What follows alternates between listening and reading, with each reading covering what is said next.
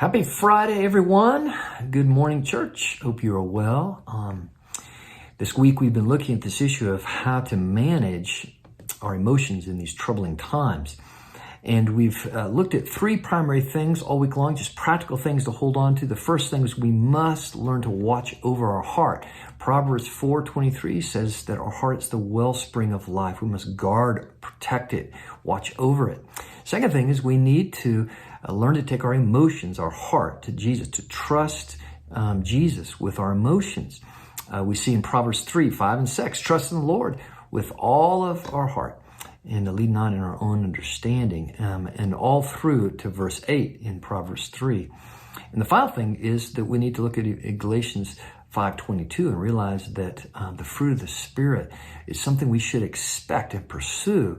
The fruit of the Spirit in our lives, love and joy and peace. These are the things that God wants to give us and that He can and will create in us if we will learn to trust Jesus with our emotions and to dive into that process.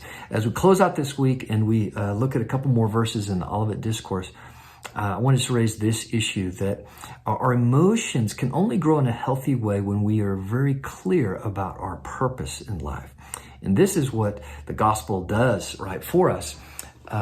When God comes and saves us, He starts moving our heart and our emotions, lining us up with the greater purpose that God has in this world and the purpose that He's created us for.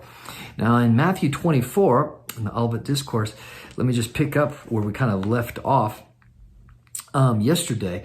But it says in the end times, remember the disciples have come to Jesus and asked Him, Jesus, when is this end going to come? When are you returning? And when is the end of the age coming? And then He starts defining here he calls them birth pains, the things that we're to look for to realize this earth is groaning. It's waiting for God to come and restore it and renew it. And he says this, starting in verse 9, He says, then the birth pains will happen, right? Increase of earthquakes and everything. And He says, then they will deliver you, speaking to the church, to tribulation and put you to death, and you will be hated by all nations for my name's sake. And then many will fall away and betray one another and hate one another, and many false prophets will arise and lead many astray. And because lawlessness will increase and the love of many will grow cold, but the one who endures to the end will be saved.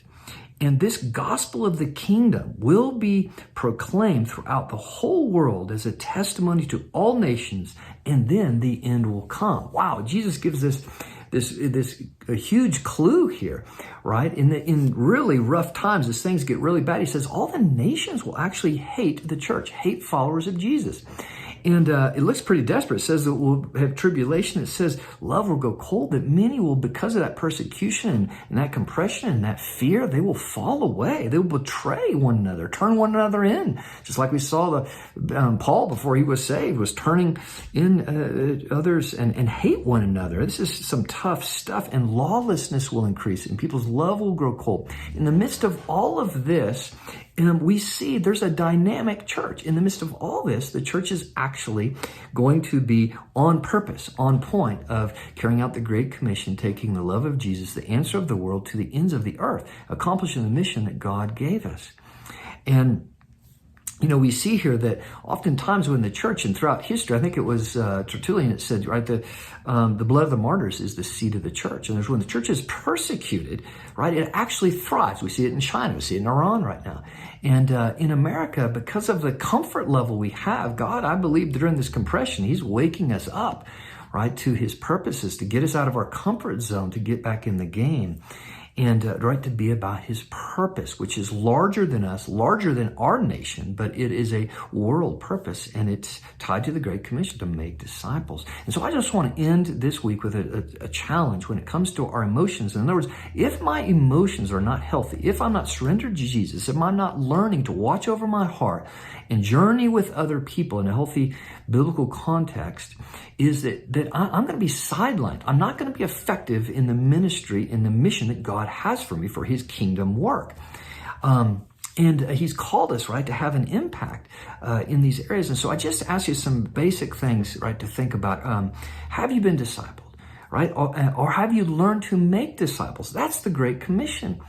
And it's in the context of discipleship where primary transformation of the soul takes place, where life on life, a group of men, right, as Jesus is with the disciples, get into each other's lives with the biblical truth to learn what it is to have our soul, right, set on fire for Jesus and for his purpose. Remember, following Jesus is not just saying I believe in Jesus and that he saved me, forgiven my sins. It's also embracing his cause for the world. To follow him, to know him, to be a true believer, to have the endurance needed, right, to get through this world and be faithful. It requires also an embracing of his purpose for our life and for this world. And so I hope that encourages you here this morning. Have an awesome weekend.